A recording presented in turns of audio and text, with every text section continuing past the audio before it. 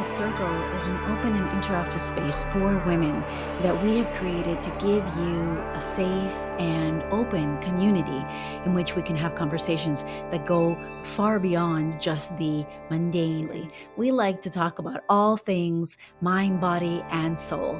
If you're a woman and you're looking for a community, join us. We'd love to have you.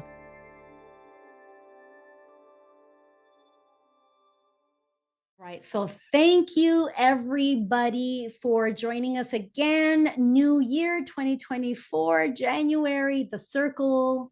And we are talking today about what a lot of us really want to talk about, which is things about mind, body, and energy, which is normally what we talk about. And what's been coming up, and we were just talking with Mary Ellen right now, is that we honestly have to recognize that that things happen in life, right? We can go on pretty going with a flow or whatever, and then all of a sudden a few things will happen. And when we find challenges, we as human beings have a tendency to focus on the negative, right? And something that it's kind of really biologically ingrained in us because of our survival mechanisms, right? But it definitely gets in our way in the day-to-day moments when we're trying to create more positive and growthful type of experiences, and also when we're trying to cut out bad habits and achieve goals and live in a different way. We're going to be speaking with our special guest Mary Ellen, who's in Denver, Colorado, actually. And so Mary Ellen is a trauma-informed relationship and career vitality coach, which I find is to be a very beautifully encompassing name for her. And so tell us a little bit and say hello, Mary Ellen. Hi. Yeah, I'm super excited to be here. Thank you so much for inviting me to be a part of this circle. I'm really excited to get to know you all a little bit more. So, yeah, I over the years that I've worked within the transformational industry, I've started to uncover that I really love helping people with their relationships. That's one thing that I've really been able to flourish in my own life, and helping others to do the same is really where I love to work. And I've also seen that there's this overlap between when somebody's struggling in their relationships, often there's some disharmony at work too. And so there's some patterns maybe that start to overlap. So I just found that the people I was helping, I was really helping them not only with their relationships, but also really loving their careers and their jobs. And I remember when we met in the last year at this group coaching event, and I loved hearing about your personal story afterwards when we talked about overcoming low self-esteem, the career burnout. We talked a lot about that, navigating the unhealthy relationships. And from knowing a lot of the women that are here right now, I know that a lot of us watching can totally relate to many of those areas. So why don't you, if you feel comfortable, tell us a little bit about your story and how you were able to develop that confidence and achieve that professional fulfillment and actually transform a previously unhappy partnership, as you describe it, into a loving and secure marriage. I really see that my personal healing journey started when I was 13 years old. And I was really struggling with self-esteem. I had really negative self-talk, and I couldn't figure out why am I not happy? My home life seemed fine. I knew my parents loved me, but I just couldn't figure out why I was so unhappy. And so I dove into every self-help book I could read, spirituality book. I did therapy. I worked with coaches over the years, and kind of looking back now, I see that I was using my mind and my intellect to heal this emotional problem, and that it would only get me so far. And so when things really started to change, so that was like 20 years of doing this. What's wrong with me? Why can't I just be happy? And really fighting that. Yeah. I met a really amazing coach who was able to bring me into my body. And I didn't even know that I lived up here outside of my body. I wasn't even connected to it. I didn't even know that. And she really helped me to see that I had this belief about myself that I wasn't good enough, that my needs didn't matter and everybody else's needs were what were important, and that I needed to overgive in order to have value and worth in life. What that belief system really led me to burning out at work. It led me to really unhealthy dynamics in relationships and really unhappy life. And so when I started to, and I was with my partner who I'm now married to, we both started to do this kind of work and we worked with her independently. I worked with her for about a year, and then him and I worked with her, I think another year, something like that. But she really helped me see these patterns of people pleasing, overgiving, feeling really resentful in my relationships, feeling not loved, not cared for, and how that was affecting my love relationship, but also my relationship with my family and my friends. And so through the awareness of this false belief that I had that I wasn't good enough and everybody else was more important, I was able to start to connect with, well, what do I think? And what do I need? And what do I want? What are my emotions? Because when you're kind of like the people pleaser, the overgiver, it's a strength that we have that we can feel what other people are feeling. We can understand their emotions. It's really beautiful gift we have, but we overuse it. It's like the way I describe it is like we're putting out these feelers and like, how are you doing? How are you doing? And we're not even connected to how we're doing. And so we're just really living life for everyone else and feeling resentful and burnt out from that pattern. So this working with my body really was the catalyst for deep, deep healing and deep change. And I think a lot of us can really relate to, and I know a lot of you ladies put up your hands or put it in the chat, but how many of us struggle with people pleasing? I do, I do, I do, I do. Right? All of us, yeah. There's tons of hands raised and everybody in the chat. Yeah, I think every one of us, to some degree, have an issue with people pleasing and feeling what other people are feeling. And we become so, and I think probably Mary Ellen, you can agree, but we become really hypersensitive to what other people are feeling so that we can be proactive. We can give a little bit more love. We can all this. And I think it really comes deep down into a survival mechanism because we want to be loved, right? And we have this fear of being abandoned or not being good enough, or all kinds of different reasons why we do it. And then there's all this guilt and everything that happens with it. So I think we all can relate to that and understand how that looks like in our lives in different ways. But really interesting in your story, Marilyn, and something that I don't know if all the other ladies kind of caught on this, but you kept saying, you repeated it a couple of times, is that you went back into your body. So like this coach that helped you, you said that you were living kind of up here, right? And again, I think a lot of us can are overthinkers. We try to analyze everything to death, to try to be proactive, to try to avoid bad things from happening, all these different things, right? So we live with up here, but what you're talking about is that you actually had to learn how to kind of pop down into your body. So tell me, why is developing this relationship with your body? Because that's what I think what it is. It's not just like, how do I just sit in my body, but why is developing a relationship with your body such a big deal in your particular experience in the way that you also do this journey with your clients? I really see that our culture overvalues the mind and the intellect, and we rely on that way too much. It's more of that kind of masculine energy of, okay, what are the steps I need to do and the strategies I need to do? And we're cutting ourselves off from this whole other part of our body. And the intellect is important. Our minds are really important. And that kind of thinking about our nervous system living in our prefrontal cortex, there's a lot of positive things about that. But what happens with our middle and lower brain is those are our more emotional and subconscious parts of the body and the mind. And so we're cutting ourselves off from the subconscious and from the emotional. And that's where the healing really happens. We can't think ourselves through healing. We can make some leaps and bounds through the process of intellect, but really the healing needs to be felt and processed and integrated, and we need to feel it. So like the when I talk about healing false beliefs are subconscious. They're usually not something we have consciousness around.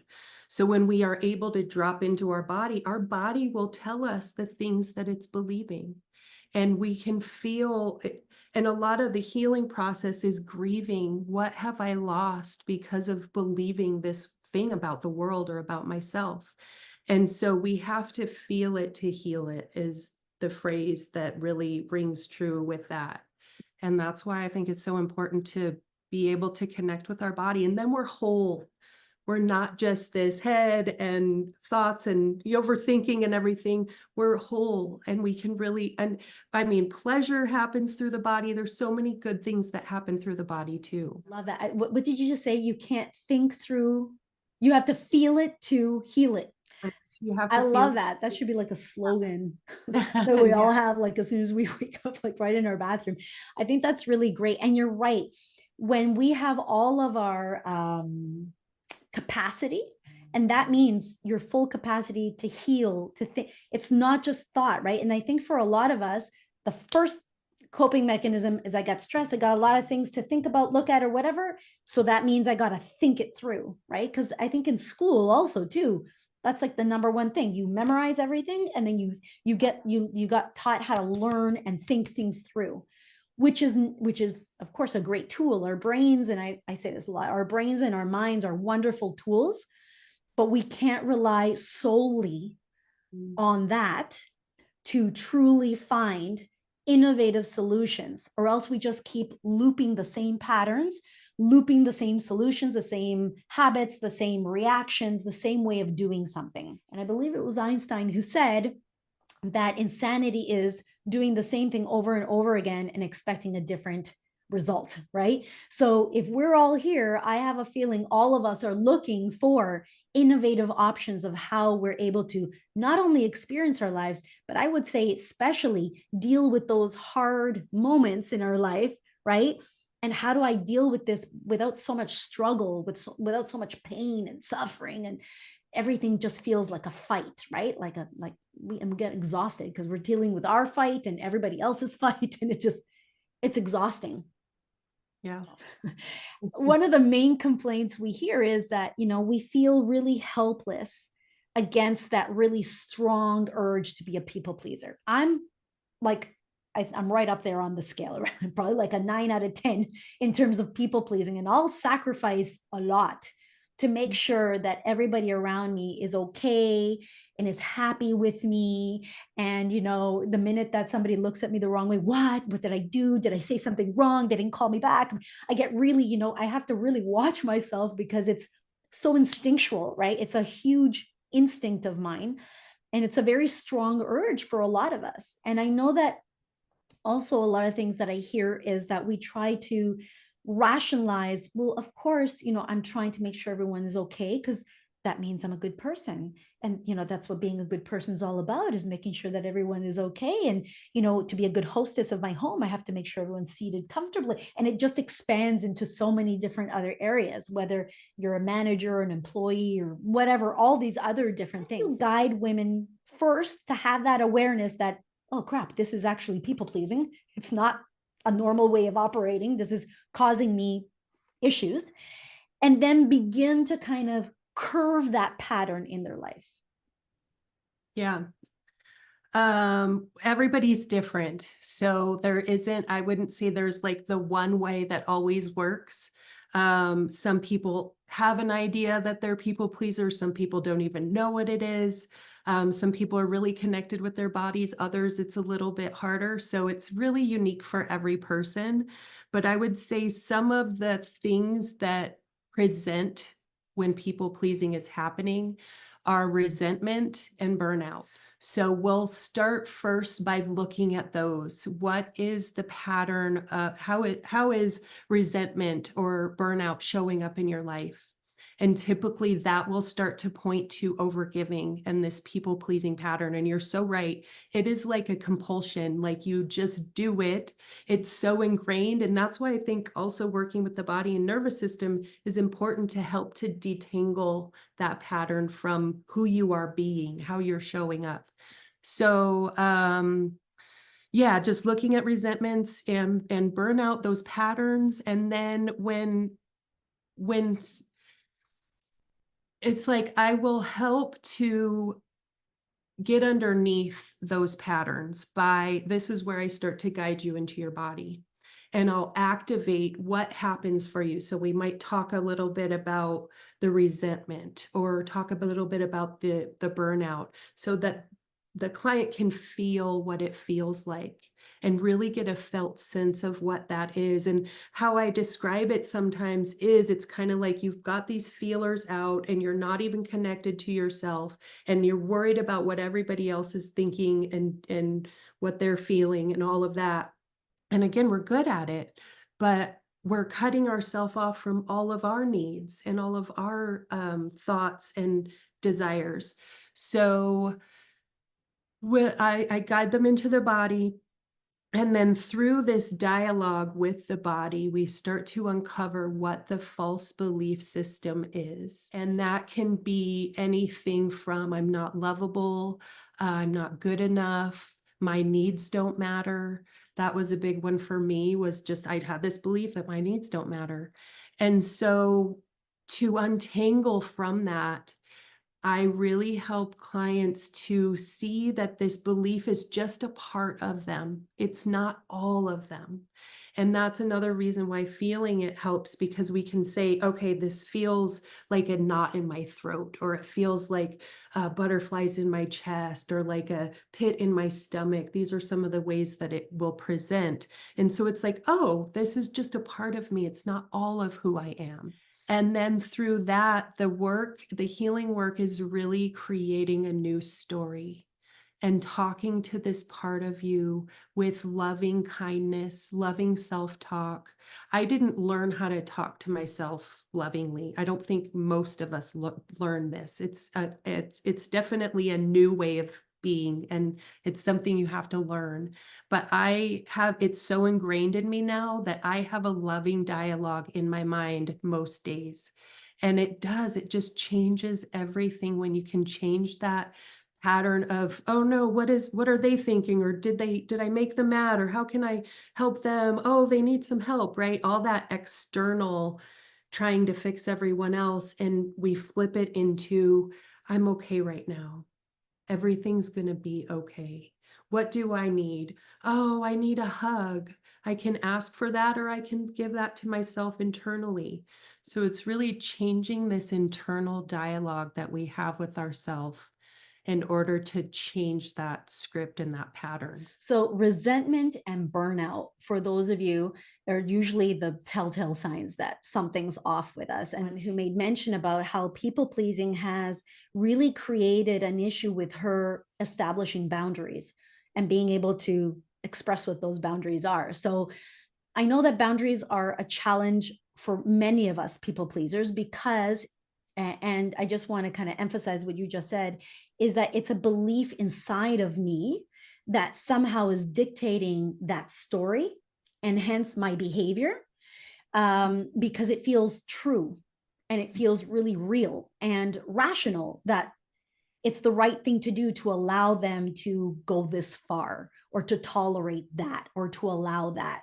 um, and so not only being aware of that is important, but what you just finished saying as well, and I just want to reemphasize, is also being aware of that internal dialogue, like you mentioned, is really essential too, because when we can be really aware of that repeat loop that just keeps re-strengthening those lies, because that's what they are, they're lies that we're not good enough, that we have to give everything and all these other things, that's where we continue to reinforce those behaviors, right? And so if we're wanting to change that, the awareness of what's actually happening and what's influencing how I feel and what I do, and then being able to shift that not only externally but on the inside. So what you're saying, Mary Ellen, is that tapping into your body gives you a lot of these answers, like just what Annie said, right? So like when I feel that I'm holding my breath or something, I know that something's off, and that's where I can begin to take a look at that inner dialogue.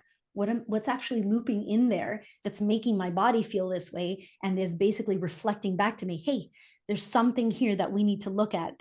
I need a little TLC here. I need some attention. We need to replace something here so that we can operate better. How does being in my body bring about happy relationships and overall happiness in my life?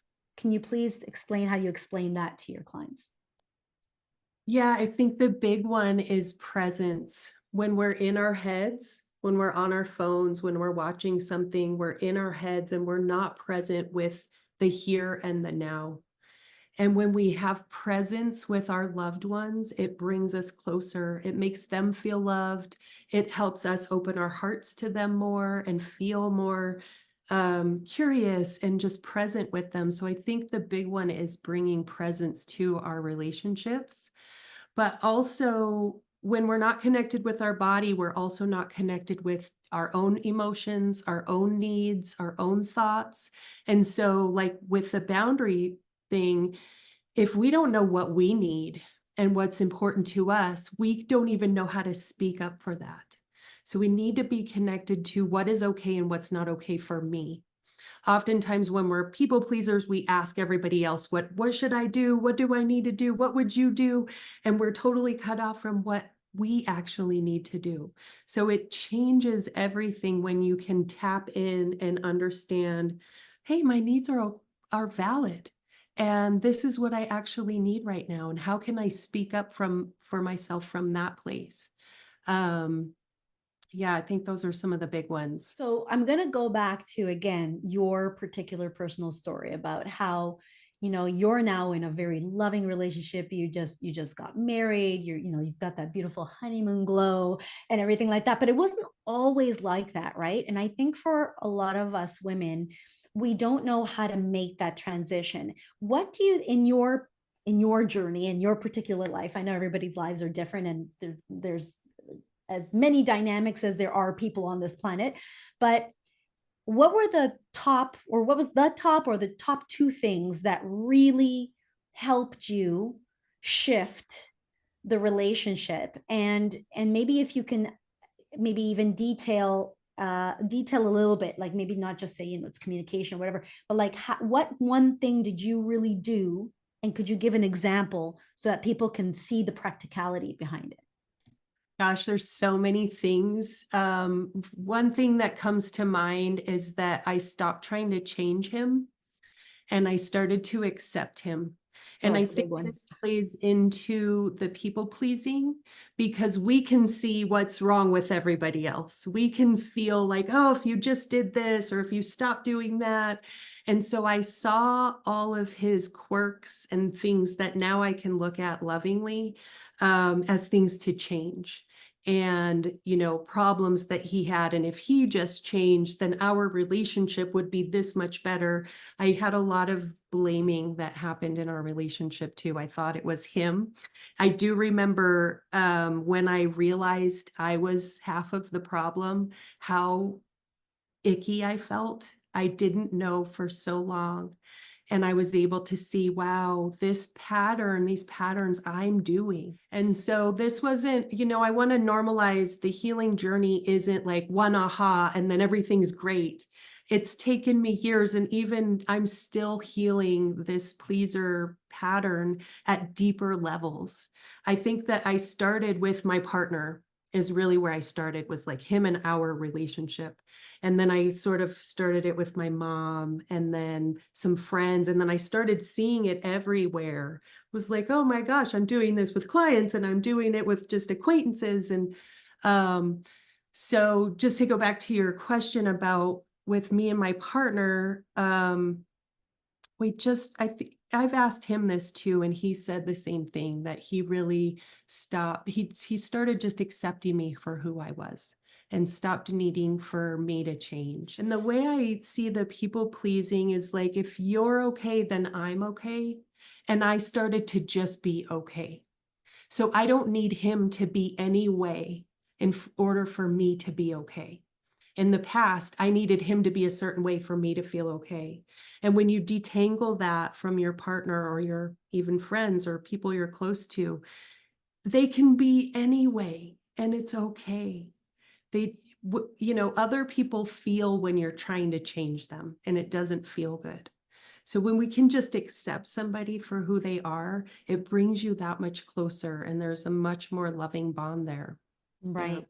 Yeah. And I wanted to kind of add to that with my own personal story as well. Like I'm also married, and I've been married, we're going on 17 years now. But before that, I was divorced twice. So I had been through the ringer a couple of times. And it was only with my partner now, and I'll never forget, we were having a wicked fight. And there came a point where he said to me, completely disarmed me, because he said to me, I don't need you to love me. I need you to love yourself. Because when you finally love yourself, then you're going to finally be able to open up so that you can actually love me completely. Mhm. And I'll never forget. I just stood there like, what? Like, half of me knew very well what he was saying, and I knew that it was what he was saying was absolutely true. But the other part of me was just, no, no, no, no, no. You have to appreciate all these things I've done for you. And, because the people pleasing isn't always just allowing, there's always a bit of, like you said, a bit of resentment that's in there, that hides in there, because I'm doing all these things because I'm wanting things to be reciprocated. So I want you to forgive me when I screw up this. And I want to, there's all this control that's happening, but the control is happening because I was scared shitless, truthfully. Because if I'm not in control of all these elements, then I'm going to, my heart is too vulnerable, and I can't handle that amount of vulnerability, right? And so going back to the body, I think that's why a lot of us kind of live up here, because if I have to feel that vulnerability in my body, it's too scary. Like I'm not sure I can dip into my body and feel it all, because if I'm in panic mode and I'm just living up here, imagine if I'm not going to feel it wholly, right? It can feel so, it's like a fear that it paralyzes you. It's like you're frozen, and there's nothing you can do. And so I find that that's why a lot of us do disconnect from the body, and then we just stay up here, because this we can kind of control, even though we don't really. We can kind of control, but at least the pain is somewhat controllable and measurable. So thank you so much for sharing that. I am not a mother, so I can only talk from my own experience. And I'm sure that your intention to, you know, raise her better and give her the skills that you never had is already happening, right? And we all learn from our parents from watching, right? So the more you can be aware of your doing that, she's going to pick up on that. I would say, like, if I were to think back on what did I need at 10 years old, I needed my parents to tell me that my needs mattered, that I was important, that it's okay to upset other people, that it's okay for people to be mad at us, because I didn't learn any of that. I didn't learn that. I learned that it was not okay for people to be mad at me. I learned that my needs didn't matter and that I should be worried about everybody else. And I saw that. I saw that in my mom. And, it was just something that's in our culture too, right? I think as women, we just pick this up from our culture, even if we don't really see it modeled. So those are the kind of big things that I would say is just really let her know her needs are important and it's okay to upset people. It's okay. Yeah. When we go back to remembering what it was like to be a child, there's still that child aspect of us. And I know, Mary Ellen, you work with the inner child in a certain level as well. So do I. And like that inner child really has so much wisdom to show us and to guide us, not only in being better parents than our parents were, and to do what's best for our kids, but also for what's good for you. Because remember, Annie, inside too, you're parenting not just your daughter, but you're parenting your inner child as well.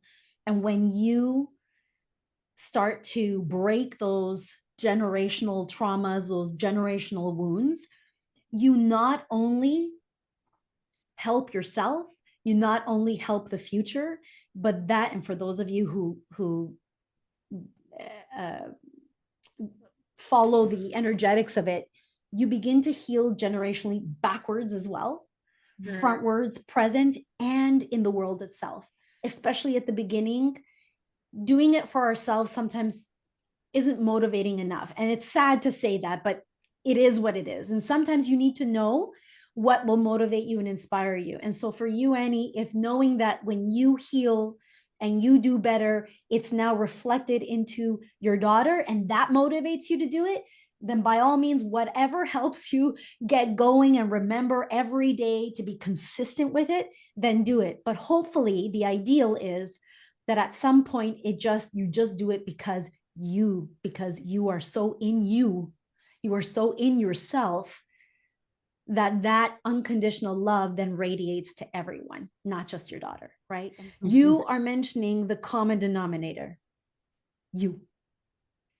When the way that you relate to your daughter, why do you want to make her better and do it? Because when you tap into your inner mother, and like who do I want to be? What's my identity as a mother? What is it that I'm trying to make happen here? When you tap into you, you'll know what the right answer is for you or what your truth is in that level. When you're stepping into a meeting, so it's not really that you're trying to operate in like you have 20 different pots going on the stove at the same time. It's impossible for you to stir and make sure nothing overboils and spills over or whatever. So keep it simple. Go to the source. The source is me. And that's what Mary Ellen is going to be teaching us. And I'm so excited about this. And I really want to get into it, which is she's going to help us lead us into a simple practice to tap into that source, which is the you, feeling yourself whole, feeling yourself complete, so that that's the place where all your answers reside. Please talk a little bit about this practice that you guide, why it's so important, why it's so powerful, and how can something so simple make that much of a difference? Yeah, so this is something that I do with all my clients. And I talk about it as our energetic container. And so when we're in our heads a lot, we're not connected to our bodies. It's like our container is this big. And then we have an emotional trigger, something happens that's this big, and we completely leave. It's how I lived a lot of my life, was outside of my body, because my body didn't feel safe. It didn't feel good, And so I, the energetic container was too small for life. And so this practice helps you expand your container so that when emotions happen, when challenges happen, you can contain it and stay present. And when we're present, then we know how to move forward, what to do to help heal that, if we need to speak up for ourselves, whatever it might be. So I talk about this sort of energetically, but also we're working with the nervous system. And our brains are hardwired to focus on what doesn't feel good. And we need to counter that by focusing on what does feel good. When we focus on what does feel good, we send signals to our body, to our nervous system, hey, everything's okay. And then we can step out of those survival strategies. I really think people pleasing is a survival strategy that, we use too much, that becomes a sabotage pattern. So we want to focus on what feels good to create literally new neural pathways in our brain to then see more of the joy, feel more of the joy. And we create this bigger capacity through focusing on what feels good. So that's what this practice will be about. A guided visualization. So finding a comfortable seat, wiggling out any tensions, and then closing your eyes or looking downward, whatever is most comfortable for you. And then start by just taking a really deep breath as if you could breathe all the way down to the bottoms of your feet, filling up and expanding in all directions, and then letting that breath go with ease. No need to force the exhale. Taking another really deep breath, filling up the whole body from the toes all the way to the top of the head, letting it go with ease. And then letting your breath just find a comfortable rhythm, breathing in and out of the nose if that feels good. And I want you to bring your mental awareness to the sensations on the bottoms of your feet. And you specifically want to look for what feels good. You might feel warmth, you might feel texture or pressure.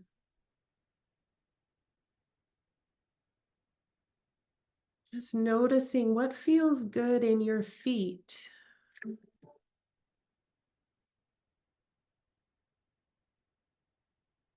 And then bringing awareness to the calves, the shins, the space between your knee and your foot.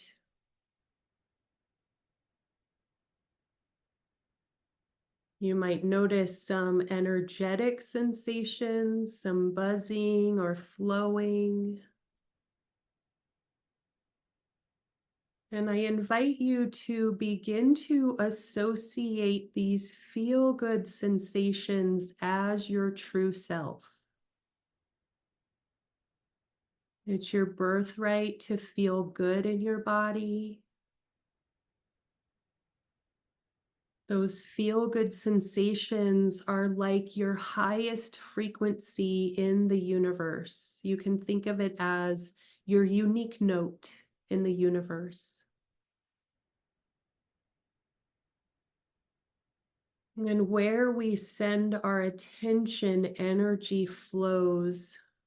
So, by bringing awareness to what feels good, energy flows there.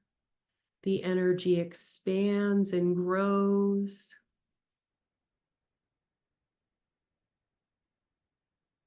And I want to normalize if it's difficult to feel these sensations, that's okay too. You might notice just really subtle sensations, or maybe they stay focused in one area. There's no right or wrong to this practice. It's just tuning into what is here now. And every time you do this, you'll notice something different. Now bringing awareness to your seat, your thighs, maybe noticing the pressure from your seat, or noticing your hands touching your thighs, the texture of your clothing, anything that feels pleasant.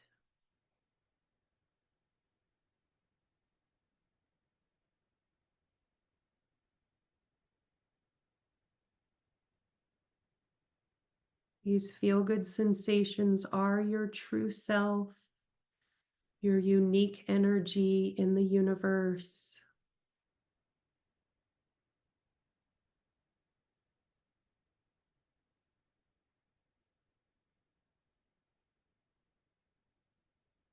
And now bringing awareness to the abdomen, the low back, along the sides.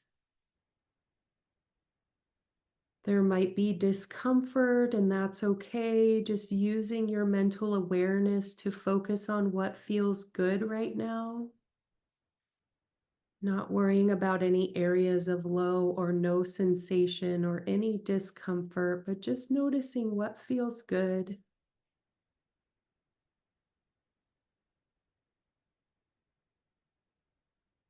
And bringing awareness into the chest, the upper back, maybe noticing how it feels to breathe in and breathe out.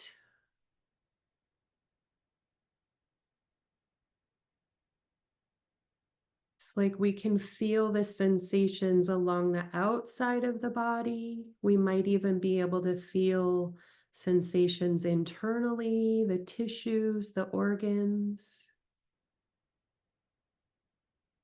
We might even be able to feel sensations that radiate outwards from the body. So just noticing what is here now and remembering there's no right or wrong.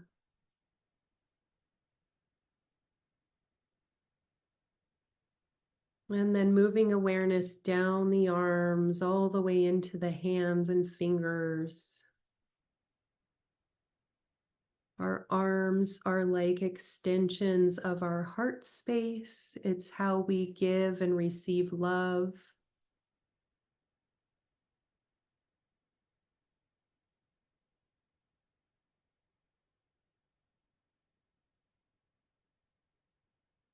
And then bringing awareness to the neck, the jaw, the throat.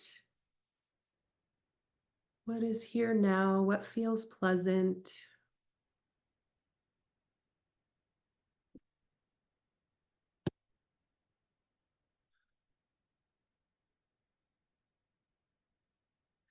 And then I want you to get a sense of the space around your body, thinking about that energetic container that your body resides in.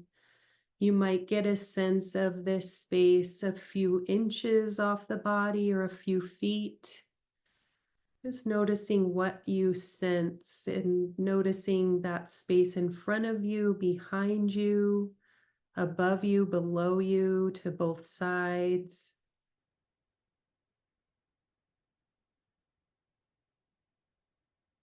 And really feel a sense of safety in this energetic cocoon.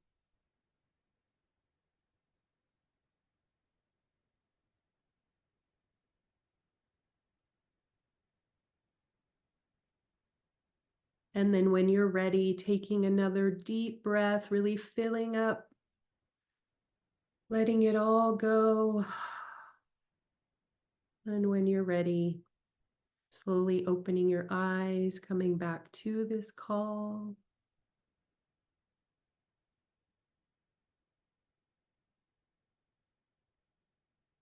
And just taking a moment to notice how you feel now compared to when we began.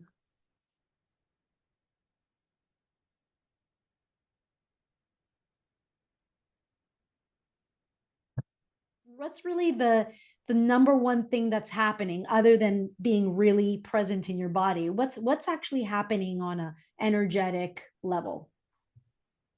Yeah, energetically, we're bringing in more safety into the body, and then the body can soften. So, like the tightness, and the other thing that I teach people is to hold two places at once. So it's like focus on what feels good, but there's going to be times when we don't feel good, and we want to be able to hold the tension, the discomfort, and notice there's other places of the body that do feel okay.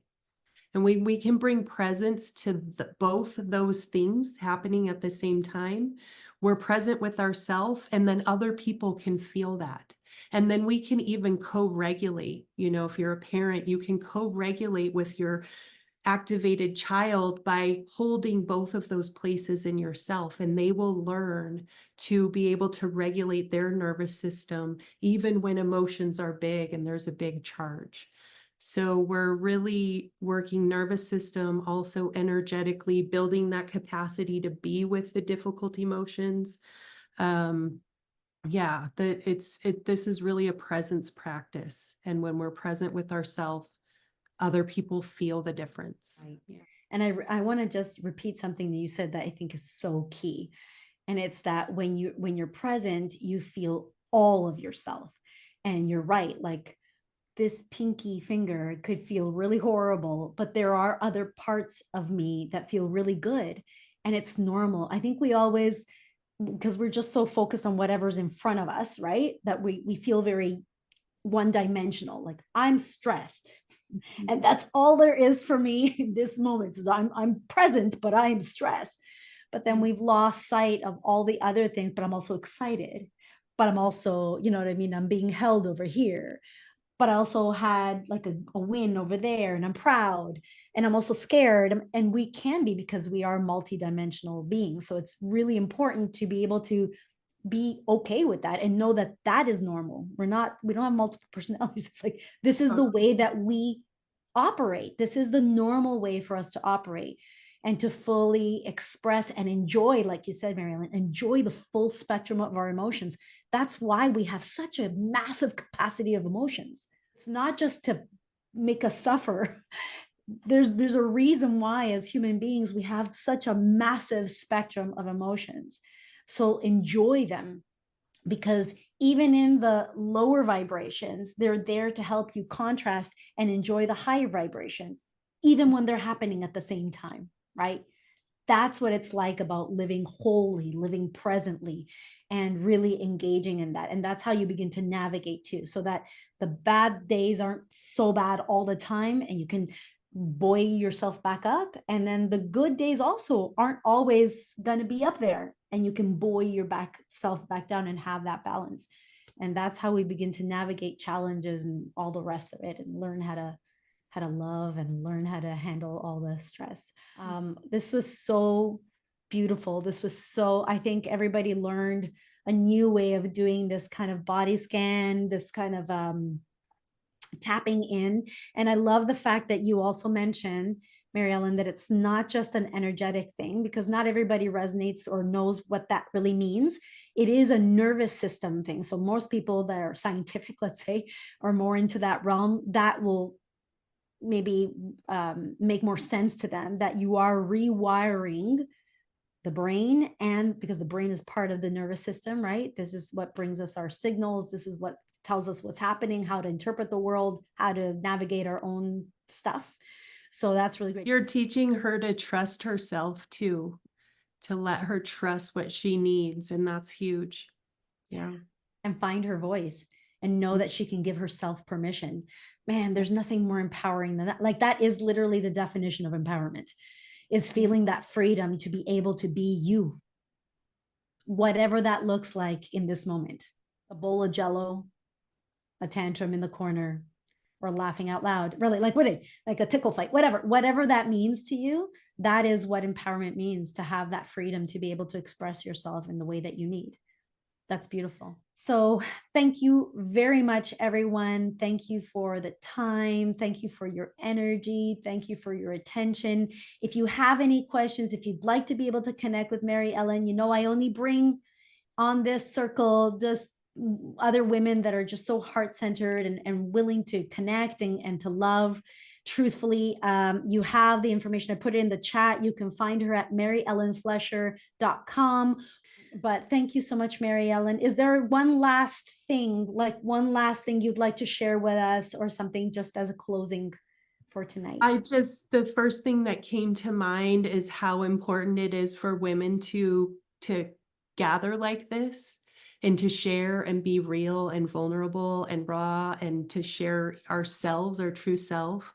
So thank you all for participating, for being here. It's been a really lovely and fun experience. So thank you. I hope you enjoyed The Circle, January 2024. We were so happy to have our special guest, Mary Ellen, relationship and career vitality coach.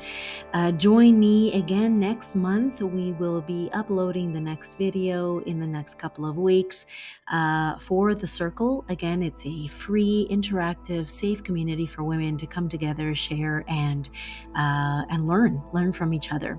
So if you're wanting to know a little bit more, check out the description box below, the link to be able to subscribe, to email me directly if you have any questions, or you would love to be a guest in our circle sessions. Thank you so much, and sending everyone love, light, and a huge hug.